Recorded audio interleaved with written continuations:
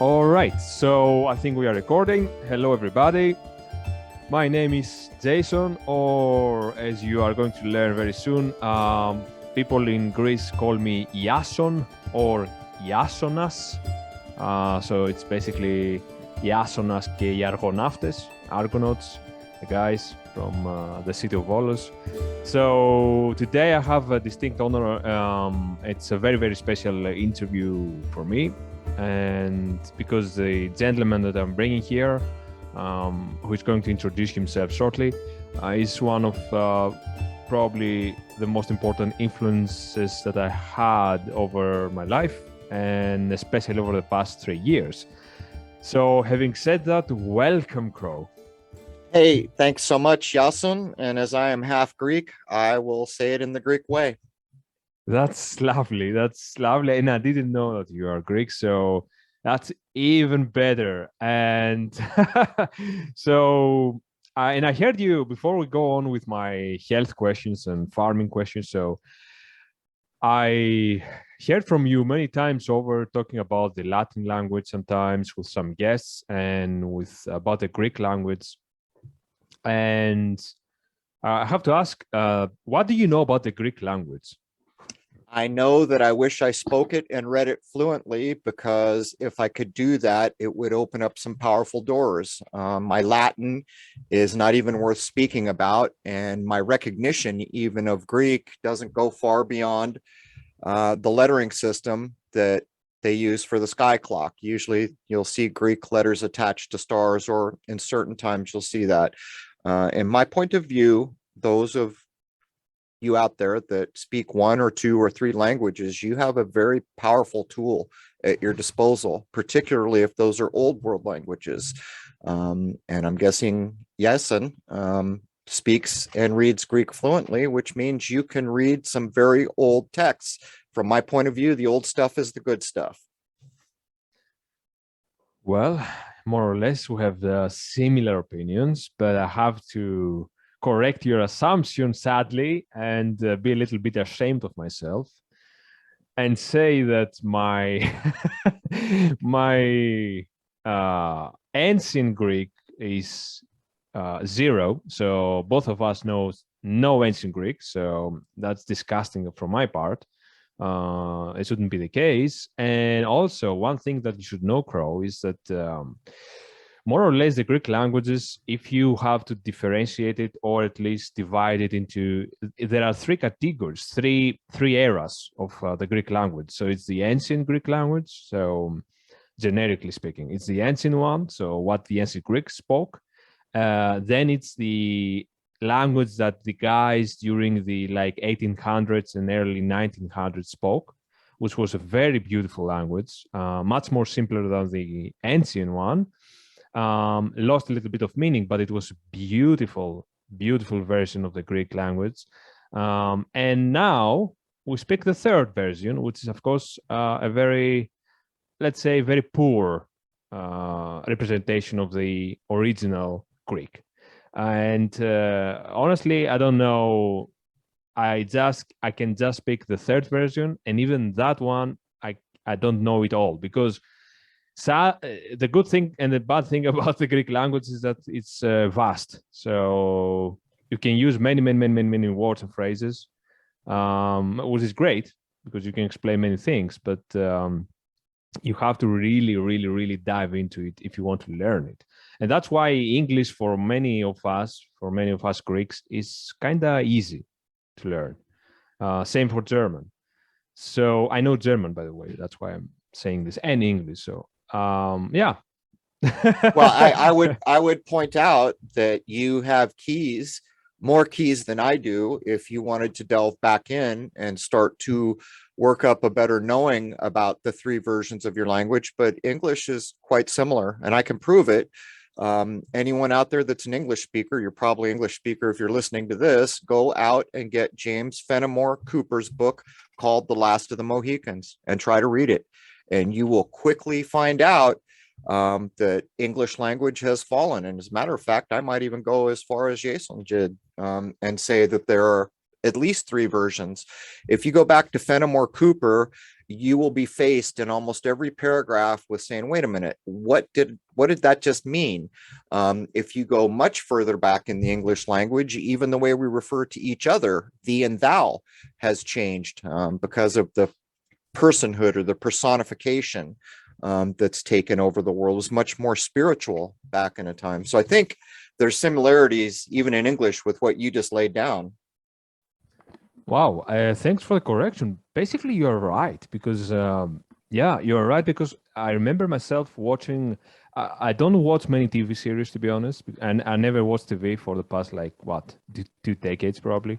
But there are a couple of TV series that kind of enamored me and or at least bamboozled me, however you can say that. Perfect. And yeah. Spellbound. No, go ahead. Exactly. But they were at least they had some good points, and they were both English productions. And the one is Paul Dark. I don't know if you know that, Crow. Say it again. Paul Dark. So it's like Pol and then Dark. Oh, I'm not familiar with it. Yeah. Yeah, it's an excellent. If you want, I mean, the scenery is excellent, the music is excellent. It's a beautiful place in south of England.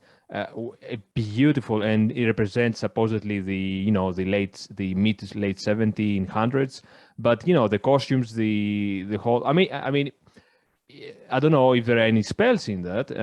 I think I found a few for sure, but more or less, I mean, the way they talk, the English language they use is kind of different. They use, like you say, thy or these things, and I was so pleased to hear that. It was very pleasing to the ears, and the other one is Outlander. So this is, I think it's a Scottish. I've heard of it. I'm not familiar with it, but I know what you're talking about. Yeah. Yeah, and there you kind of hear. I think I'm not sure it's correct, but I think you hear kind of the Scottish and deep English accents. And what can I say? I don't know if that everything of that what the show is. I mean, portraying is correct, but what I'm listening, the sounds and the meaning of the language seems very, very, very correct.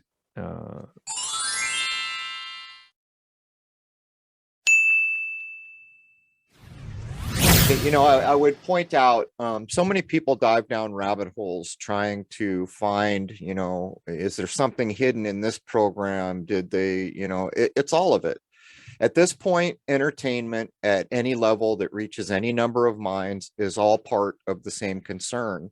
And there's agenda attached to all of it, even the most harmless of things. For all you know, they're putting a pink bunny on the screen because they've been working with the image of a pink bunny over Lord knows 10, 20, Lord knows how many years. So all of it, entertainment is being brought to bear to shift the consciousness and the program. As a matter of fact, I was talking with Fortune yesterday, and he sometimes sends me clips of very old movies, usually to do with the 1700s in France. And he points out they can't even make movies in the same way. Part of what he points to is the extensive training that the actors got back in the day, how to conduct yourself, how to speak, how to carry yourself. And in a way, it's like what we're talking about. If you go back to a time when people are saying thee and thou, there's a spiritual undertone to all of it. It's almost like they're addressing you as child of God. When you go over to the Bible, you'll see thee and thou. Now, when we start saying you and me, by then we've been personified. The spiritual edge is completely removed, or the implication of any kind of a spiritual creation has been removed from it. And so in the digital age, language has taken a huge fall. As a matter of fact, I would be willing to bet that those of you listening that grab James Fenimore Cooper's book, The Last of the Mohicans, won't even make it through the first chapter. And it is written in English. It's just a version of English that was more elegant, more complex. And the reason I keep bringing up this book is because for those of you that saw the movie, because that's what we do now, we don't read the originals. We wait for Hollywood to give us their agenda-ridden versions of what they want us to think. In the movie with Daniel Day-Lewis, there's a scene where there's an Indian man who is literally the last of his race, and he knows it. And he says this whole soliloquy because his son has just been killed. And he says, I am in fact the last of the Mohicans. It's a powerful scene, but all the more powerful now with what's going on in the world, this kind of genocide that is going on, where there are about to be so many, Lord knows how much fewer of us there will be on the tail of what's happened here and what is happening. And that's one of the reasons I point to that book. It's like a double entendre. It's not just about the language, but the overriding idea is there was a race that was eliminated. And the last man stood there and he knew that he was the last of his race, that there would be no more. And it's very salient considering where we all exist right now. Yeah. Yeah, beautifully said, Crow. What can I add? Nothing. Only one thing I can probably add to this and to expand is that I have a friend here, maybe I should say a mentor in Crete. Do you know the island? Oh, I've wanted to go to Greece my whole life, but now my spiritual line in the sand won't allow me to bow to the things that you have to do to travel. So unfortunately, in my older years, I won't get to see that. That would have been Greece would have been high on my list of places to go see. Hey, never lose hope, Crow. Or maybe we can have our own pilots. Who knows? Well, exactly. I don't lose hope. And I do imagine, people like David Avocado Wolf have been working to get sanity back into travel. There may come a time, this whole thing that's going on in the world, it's not a done deal. Yeah. It's not. If you look at what's going on in Canada and what's going on in Australia, it is shocking at a level that I don't even have words for it. But this is all an offer. The moment a living man or a woman stops and recognizes that I have the divine spark, I have free will, and I've been made beneficiary of the perfection we call nature, and I can choose anything I want. If you rewound 50 years, these offers that are bullying us would not be acceptable. And so at the point that enough of us say, no, thanks, something different will begin to happen. This is not a done deal, but tragedy has already occurred. I have to add, so I'm a little bit sad when I hear people saying about Australia and Canada. They never mention Greece. And, Crow, if I'm completely honest, we had similar, maybe in some cases, even worse treatment than those countries, or maybe similar, because nobody, and I think that's probably intentional, because nobody cares about Greece. It's like since the 2008, it's like we are the dumpster of Europe, of the world. We got so much poorer as people. And it's like the place where people go to for vacation, and that's all. And as a Greek, I'm taking a little bit of offense because we had I shouldn't take offense. This is a stupid sentiment, a stupid emotion, but we had strict measures here. If I can completely honest, if you can search about it, Crow, at some point, it was ridiculous. We couldn't travel between even our own towns. So, and of course, all these are offers, like you say, and because of you, I learned so much, and the people you brought on. But I was literally sending your episodes to Greek friends of mine all these years, and I was like, "Hey, dudes, these are offers, so don't be mad, just learn." But people get into their feelings, aren't they, Crow? It's easy to get mad and angry. Well, I'm actually, we do not get a lot of news from Greece, but I am aware of the monetary reset that happened there.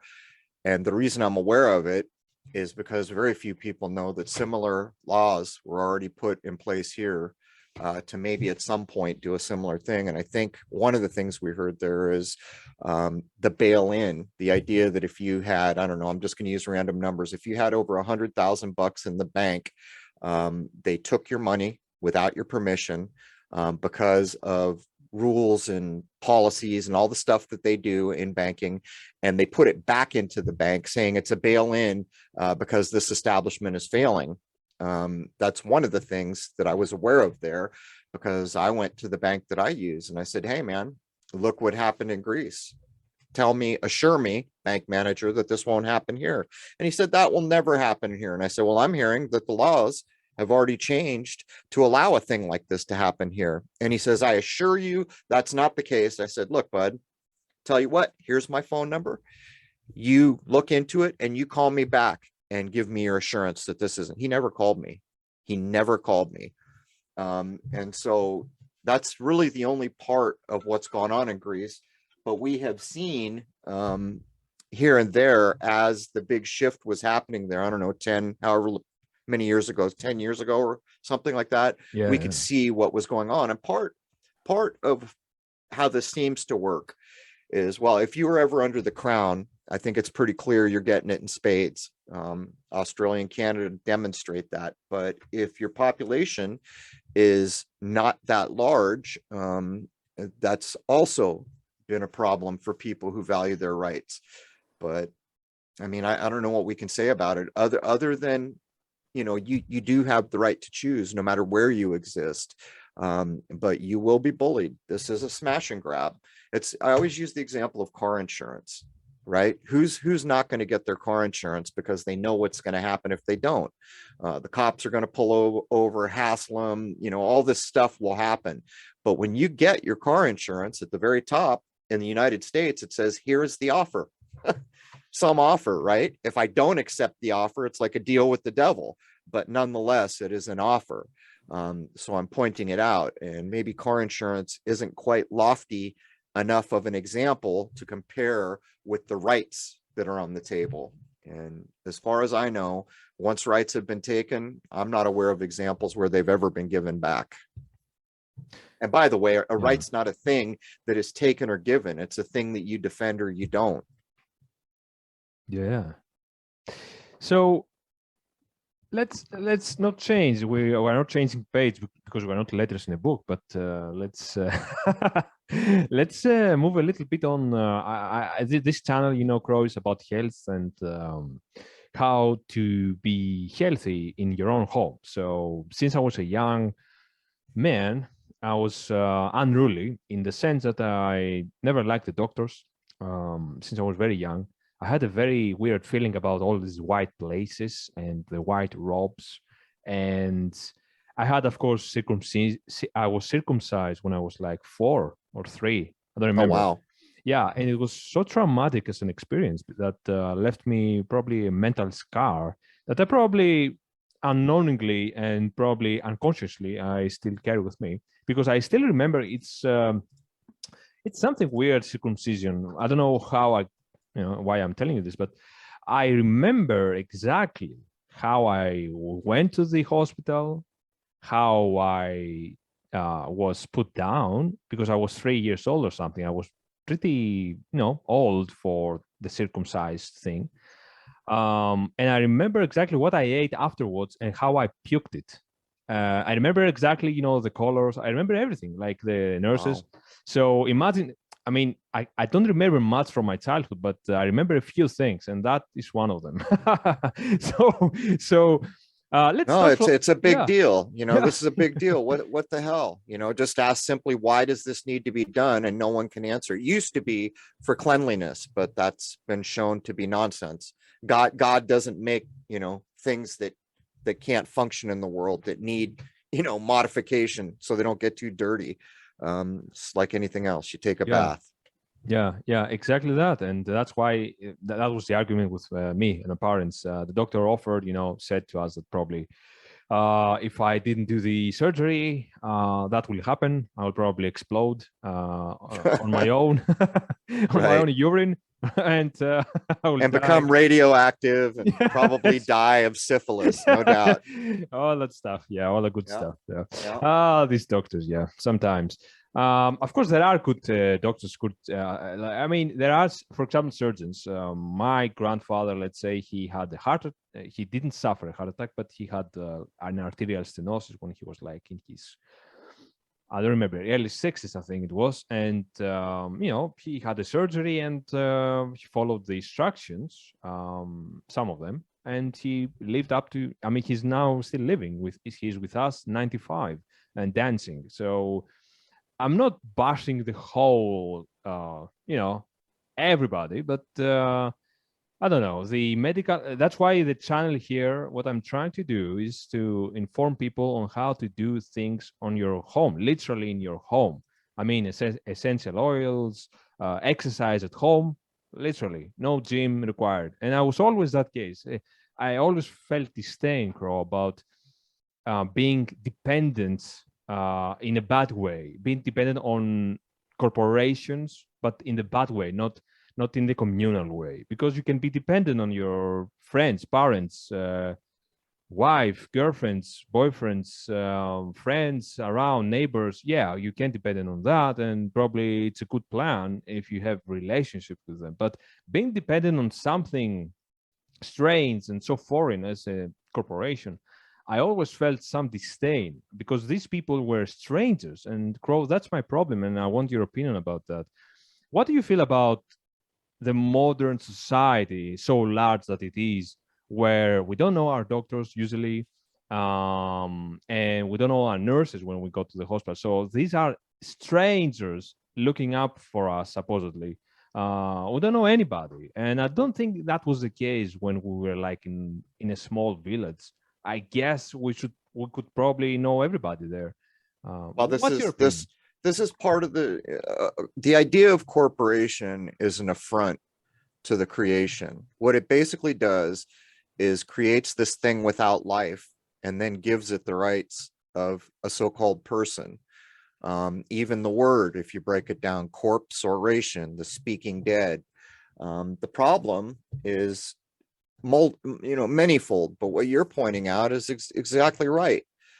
Part of what a corporation does is it ensures there's going to be no cultural connection, no community. Half the people in the world are probably insured for health by a place that's nowhere, maybe not even be in their city or in their country for that matter. And the rules that bind the doctors are part of it too. As we went into the so-called pandemic, the plandemic, we began to realize they were putting people on remdesivir. It didn't take much work to look up the clinical trials, and we found out there was something like a 50% mortality rate in the clinical trials. But then when we interviewed people, we found out that the administration of this corporation called a hospital was directing the doctor what they would administer. So it's not bad enough, all the things we're pointing out. Now the doctor doesn't even so-called practice. And that's another thing. A doctor's practice, don't we ever get a master anymore? There was a time when medical professionals were considered masters at some level. As a matter of fact, China is a good example, where the doctors at one point didn't get paid if they didn't heal you. And by the way, I've read numerous accounts of people having to see a doctor, and the doctor comes in, he's in his 30s, and they're all, "What are you doing here, baby boy? Where's my 70 or 80-year-old doctor?" The idea being that life is longer, they have learned more and are a master at some level compared to the younger life who's walking in as a doctor.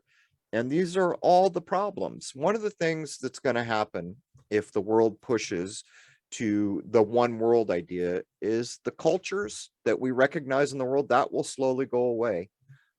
It will just become like a pigeon version, a mishmash language just squashed together. Here's a Chinese word, there's, it's kind of like that now, but we still have or can find distinct cultures. Under the one world idea, it'll be literally that. It won't be viewed as this is French people, they're unique because they're French. It will just be this one big conglomeration. There's, I did a show. One of the things I wanted to do was point out how we got corporations. I didn't know, but when I did the research, apparently money-minded places had made runs to get permission to be a corporation many times. And each time they were turned down, and they were told at the time, show us how this benefits the living men and women. And they couldn't. Eventually, they hooked their wagon to Black people being treated badly in this country. And they pushed the corporation idea saying we can protect the Black people. and it was finally allowed. This is one version, by the way, what I'm telling you. And in the first year, they were allowed to use corporation.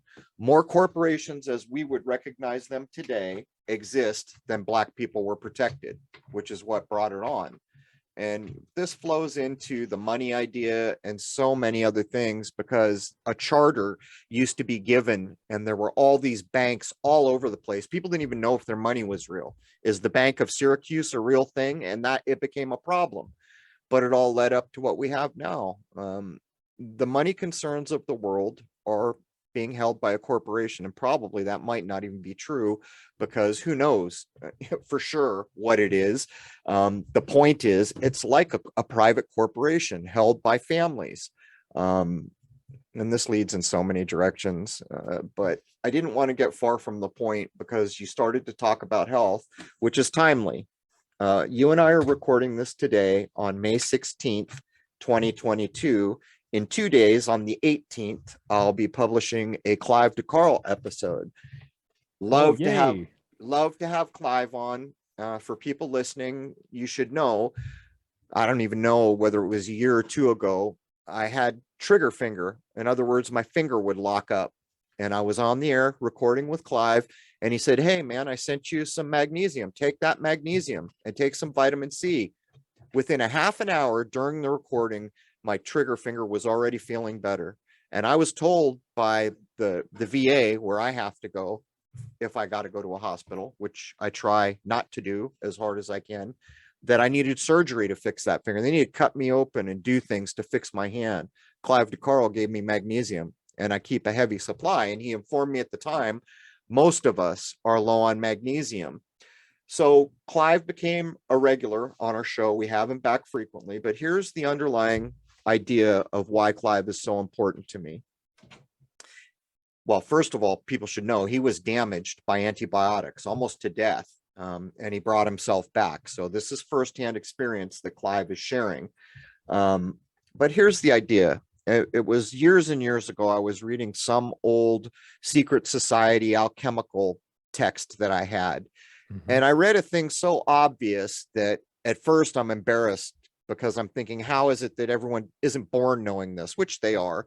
They just, it's not in the front of their mind. It said, if a thing you're going to take to try to heal yourself was not created by nature, used by the body to replace part of the body, or naturally existing in the body, then it's not possible that it will cure or heal anything. And it's such a basic idea. And how is it that we get so far from saying, well, how did I get here? Most of us say, well, I was born, and we've already made a mistake, because nine months before you came through the port of entry, or the birth canal, as corporations will view you, you were at the zygote. The zygote was the beginning of each and every one of us, as far as I know. And it's the moment that mom and dad's biological materials came together. And at that moment, you were granted the divine spark, granted that you will have free will when you enter the world, and you are granted to be a beneficiary of nature, which is perfect from our point of view.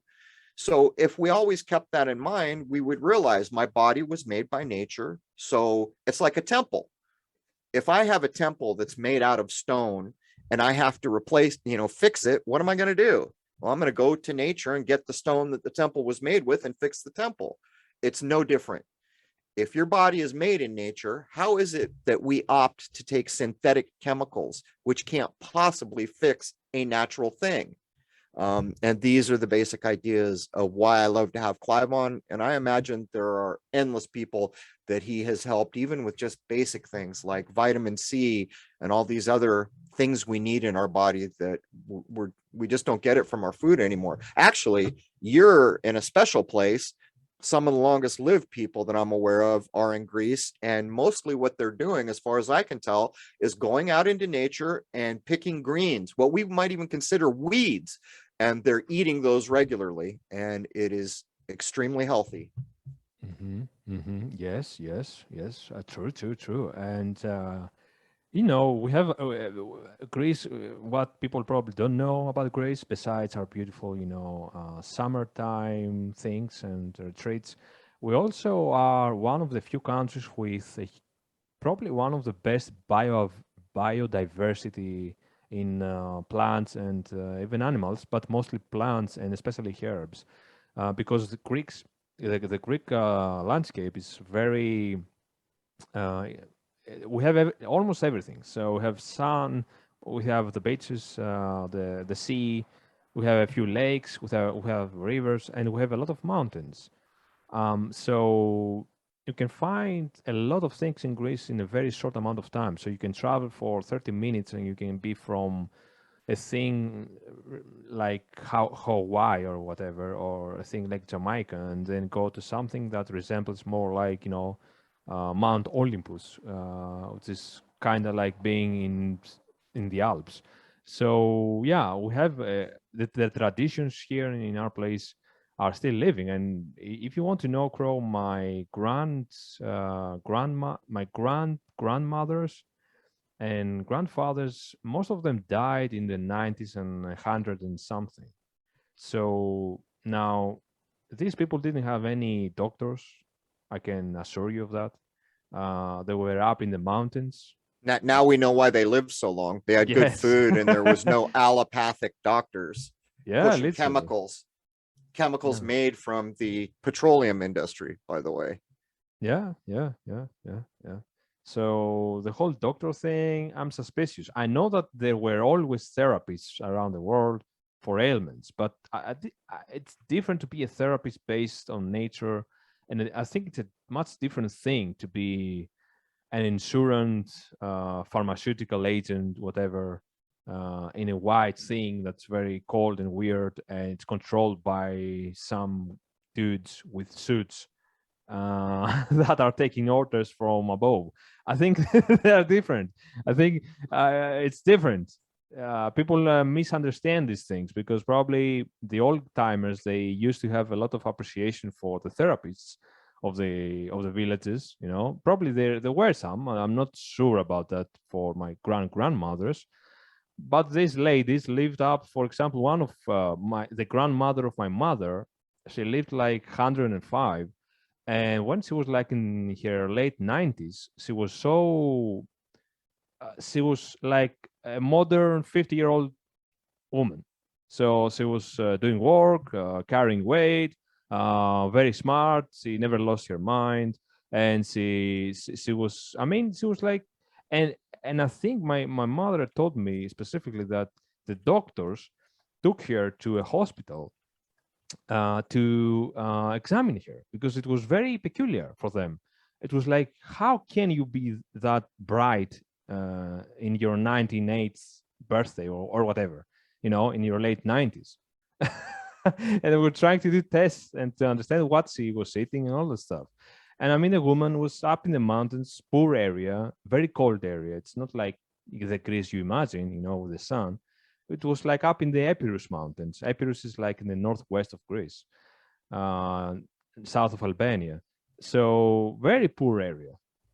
But the air was clear, the sun, you had your own chickens, goats, sheep, all that stuff.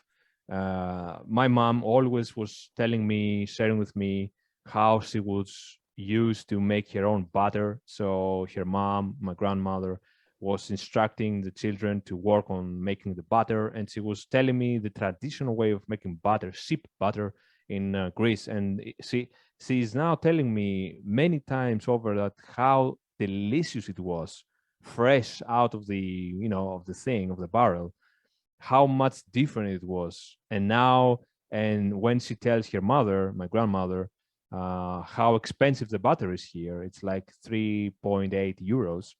And my grandmother laughs, because it's ridiculous to be expensive. It shouldn't be expensive. It's like they had so much that they used to give away back in the day, and they were poor. Imagine that, right?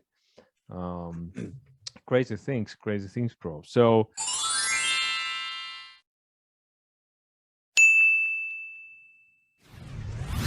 We had to do a new Zoom link, so it might be a little disjointed, but I was going to point out something about the natural plants. And I've studied a lot about what the Greeks are going out to collect. A lot of the stuff is what we might call a weed, almost like a a dandelion, which is a good example where we are, because people do consider those weeds, and yet every part of them is critically important from a medical standpoint from the roots up. But I was going to make a statement. Consider the story that you've heard about the Buddha, and he was enlightened under a tree. It was a type of fig tree.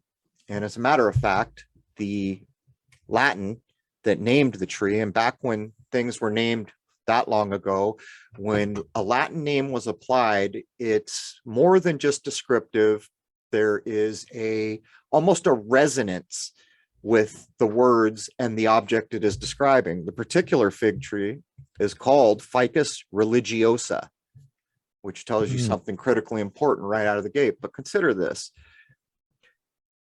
Reading all the old doctrines, I came to realize that, say, a dandelion 1,000 years ago is not the dandelion I'm looking at. And I'll use the word evolution, but I don't like the word just because people know what it means. But what we're actually talking about is 1,000 years ago, there was a network of natural life. And within that, the dandelion had a position.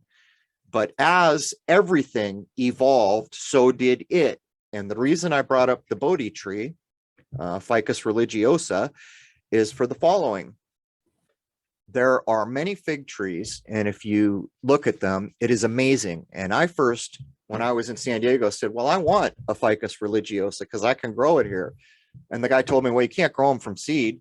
I said, well, how do you, and he started to go on, told me the ways that you could make it grow, and he had some. But in nature, some of these fig trees require that a little insect called a gall wasp comes and does what it does for that tree to reproduce.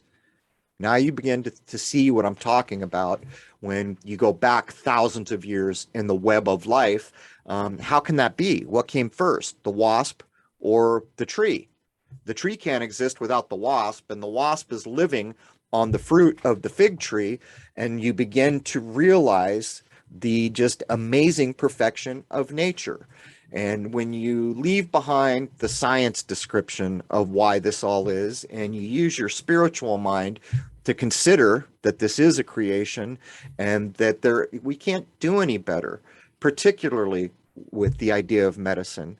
How is it that we've been so easily convinced that a chemical made from mostly petrochemical chemicals is somehow going to fix our natural body? And what's really ironic is almost all of the drug ads you see on TV, besides listing side effects that are horrendous, a skin condition and you might die. How is that even possible? But when you go back to it, they never claim anything beyond symptom suppression. And symptoms are the body's warning flags. So basically the body's throwing up these warning flags and they're using chemicals to knock down the warning flags. What do you suppose the outcome might be? But that was kind of a mouthful. But I wanted to add it in because I think it helps people think about what the natural world is in a more helpful way. Yeah, completely agree. I mean, I'm sadly I'm a baby level regarding my understanding of nature. So I'm not even close because I never, I didn't grow up in a homestead or whatever. But my parents were, and I see from them how better and how automatic it is for them to learn everything in their child years, because they spend their formative years being literally sometimes even barefoot on the land and growing food. So it was a tough life, of course. Both of my parents grew up poor. And they were from farming families and animal farming families, but their understanding of the surroundings was so much greater than it is for me, for my friends, and for other people around me, which are city boys, as I call them, and as I call me. So thanks for the information, Crrow. I'm going to search about the figs because I love them. It's probably one of my top 3 fruits.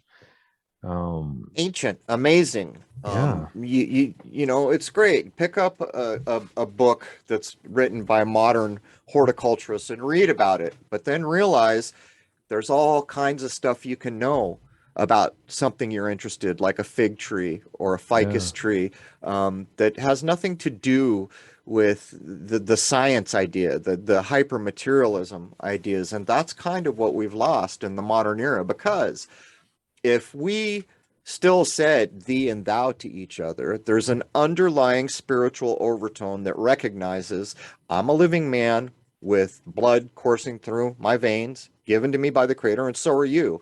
So how could I treat you in a bad way? And because of entertainment and the things that we spend so much time looking at, violence and treating people badly is commonplace. We see it 1,000 times a week, but we don't see that necessarily in the real world. We see it in a movie like John Wick, where he shoots someone in the head every 5 seconds. And Yeah. this has an effect over the world. As a matter of fact, when we did an episode on the Tavistock social engineering organization, there was a man associated with all that who said, I could control the world. It's easy. Just give me control of television for a year. And that really speaks volumes if you think about what he just said and claimed. You know what? That's very interesting. I used to, Crow, I had a girlfriend, and when I was 20 years old, and I stayed with her. I stayed in her parents' house because they had some room there. It was basically spacious, the whole building. And when I went there, it's very funny. I went there and I was very indoctrinated by my own family to always have some TV in the living room. So I went there, expecting, and here it comes, the programming. I was expecting that there was going to be a TV somewhere. So I was expecting a TV in the living room, and if I was lucky, that was my expectation when I was 19, 20. I would probably enjoy some TV in some kind of bedroom or whatever. Now, to my disappointment, there was no TV in the whole building, literally no TV. And I was like, what? How can that be? And I never thought before that, there can be life without this thing. And imagine that now, what I'm going to tell you. The family of her father is one of the biggest voices against corruption in Greece. So economist. It was very lucky to meet her. So I basically was lucky to be there, because not only did I see from the inside how a family without a TV operates, but the guy was, their library, their books were massive. Crow, imagine like it was like 100 square meters long, a library, just library. And I was like, what the hell is that? And I'm a book reader. I love books since I was like 2 years old. I love books, but when I went there, I was like, whoa, that's another level of reading and not watching TV sports. Yeah. People don't consider, like, everyone's seen back before YouTube was so censored, someone would go put a clip together that showed the same exact words and idea being said from city to city to city to city in local news all the way across this country. In some cases, I saw nearly 50 examples of the exact same words being said by a different news team. Well, I don't know why we call them news teams, actor playing the part of a news team in all these places. But consider what that actually means. Our reality is shaped by consciousness. And therefore, you can say that consciousness and thinking is energy. As a matter of fact, a couple of days ago, I heard a person speaking about this anger that had happened for all these people. And he said, I don't carry that kind of energy. And I thought, wow, what a great way for him to express accurately what's going on. These people are angry. They're carrying that energy. They're radiating that energy. Now think about 100 years ago, when thousands and thousands and thousands of people went out into the world without TV, and they had unique experiences all over this country, as an example. But now what happens is everybody's parked in front of the news, and this idea, this energy is blasted out almost at the exact same time with the exact same words, and it serves to homogenize consciousness and therefore remove diversity from the entirety of society and a whole country. Once that diversity is removed, the social engineers have exactly what they want. Social engineering hates diversity. They want to homogenize and reduce diversity. And that's one of the underlying things television does, or movies for that matter. How many times have you ever heard, people at work the next day, oh, did you see the new John Wick movie? Well, they're all talking about the same thing. Their consciousness is all focused on the same thing. And after all, what is John Wick? But hyper mega violence at a level that people have never experienced before, which is why it's so popular. And that alone tells you the perversion in it. Yes, specifically that movie, Crow. What a bloodbath and what a satanic ritual that was. Even I, grown up with all these Hollywood movies, in the 90s, all these Schwarzeneggers and all these, the Rambo guys, shooting people all over the place. But even when my brother told me, no, oh, this is a great movie, my younger brother, and I was like, all right. And I'm like, all right, let's see. And then I put the first 10 minutes. I'm like, okay, that's not for me. And I literally shut up the thing up, and people are programmed. You are right, Crow. And well, what's worse is that particular movie is making fun of you. The one that I was referring to was released in, I think, 2019, and they had the balls to name it Parabellum. That means prepare for war. In 2019, they put out a hyper-violent movie, which is death-ridden, and they said prepare for war in 2019. It's an insult to the intellect of the world that then tunes in to watch it. Yeah, but where we are, Crow, I mean, as we talked about languages in the beginning of this show, I mean, I have the mentor here in Crete, and I talk with him sometimes, and he tells me, people are uncultured. They attacked him because he's, pro ancient cultures and all that stuff. And he told me, go read, stop watching movies, go just read poetry and literature before the 1960s. That's what he told me specifically. Never read anything after the 1960s. Good idea. And I like where he's drawn the line there for a number of reasons. Where we are in America, and what happens in America tends to affect everywhere, was the point of no return, which really started with the assassination of JFK. From that moment, the wind had been taken out of America. It was no longer going to be the greatest thing that ever happened since sliced bread. Everything was going to be different. And in that decade, it got worse and worse as we went in. RFK was assassinated, MLK. Do you see the correlation to BLM? That's just a reworking of MLK, by the way.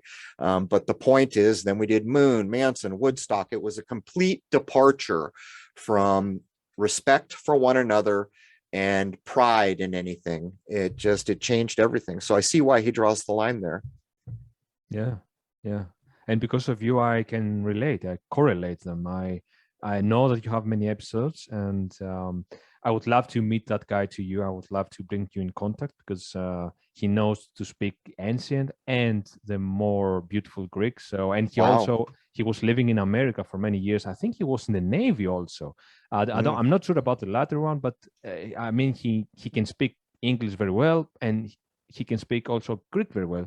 So might be a good connection if I can bring you two in contact, because, if you have any questions to him, I mean, it seems like a great guy. And some youngsters here like me, we are talking with him all the time, trying to figure out how to improve our speech, and how to improve our life.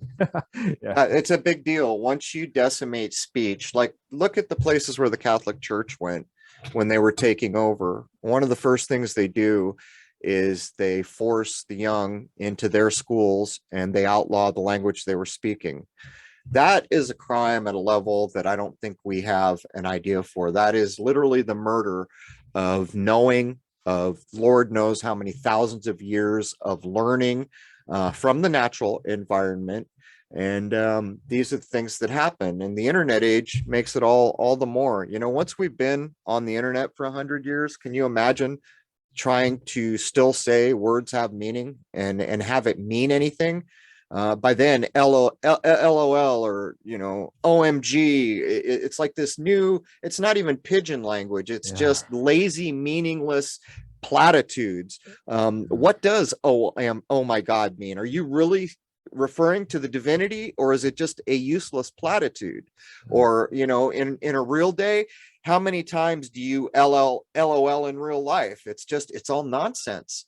And this is what we're losing. So if you go back and you learn those older language, that in itself is a way of preserving something that it's important. And I've covered books like Dante's Inferno, what's the guy who tilts at windmills? Don Quixote. And by the way, there's a new cartoon on TV called Donkey Hoti.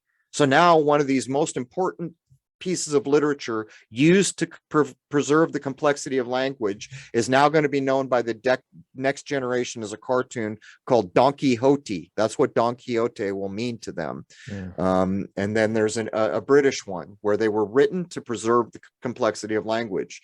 And in most places, the complexity of language is lost, because go ahead, pick up Dante's Inferno, even translated into English, and I'm guessing you won't have a clue to what's being said, and it's written in English. Yeah. All right, Crrow. How can I disagree with you? I'm seeing the same thing. You have much more information, connections to see them much more clearly, but I've listened to your episodes, and that's where we have to put an end to the show today, even though it's one of the most enjoyable shows that I had for months. And let people know, if you're kind enough, where they can find your episodes to learn more and more and more about what we talked about here. So I have a YouTube account, which is basically used for, it's got almost 200,000 followers, and I don't even put content. I put up a little advertisement that says, hey, I've got a new show. I do the same thing with Twitter. I don't communicate. That's all social media is good for. The main game in town, if you want to find my content, is Crrow777radio.com. It's Crrow777radio.com. And that is a privately operated server where we are preserving free speech, at least up to the point. It's just a bit ironic that you could have a YouTube channel with almost 200,000 followers. By the way, they never let me get beyond 200,000. Every time I get close, they remove 10,000 or 20,000 subs, saying that I have all these fake accounts signed up. It's a bit laughable. So my private website is Crrow777radio.com. And also, Jason, if you send me the URL of this when you put it up, I'll post it around, and I'll have Rose do the same. Wow. That would be my honor. Wow. All right. Yeah. And by the way, regarding everything you said, people, Crrow is telling the truth completely. I'm following your YouTube thing. Wow. What a mess. In another society, you know, in an enlightened era, you would probably be some kind of president in some kind of small country, creating like cathedrals and all that. So, but in any case, people go there. I mean, I'm going to be honest here. I learned about you from Owen Benjamin back in the day. Yeah, he's got a massive audience. Yeah, and they're all starting to farm and band together and try to make their own food and detach from goods and services. So yeah, it's a big deal. Yeah. What a great guy. I mean, it's a good example for many people, because many people are, you know, they think they can't escape the cities, but I think they can. I think we can. So, and I learned about you from him, and I was enamored, and I go to your channels and all that stuff. So I learned so much from you and your guests. So I owe you a lot of. I have a lot of appreciation for you, Crrow and Jason, about the work that you're doing, guys. It's God's work, honestly, because it makes you think. I don't know. It's regardless if I agree with you, or if at some point you said something it wasn't perfectly correct. It doesn't matter. You make people think, and that alone is gold for me. Well, no So- one should accept anything that is said on our podcast. They should challenge it. They should try to poke holes in it. It doesn't matter what we say. If you're not challenging it, poking holes in it, as a matter of fact, if you agree with 100% of it, you need to reevaluate. You shouldn't be so quick to agree with things. There's no way that me as a living man could say 100% of the time everything you agree with. So I'm just pointing out, you need to challenge things. That's the whole game. If everybody challenged everything, this pandemic would have fell flat on its face. Oh yeah. Oh yeah. It was an honor, Crow. Please stay for 30 seconds after the recording stops. And for anybody else, thanks for listening. Thanks for paying your attention to us. It's about time to understand that you pay.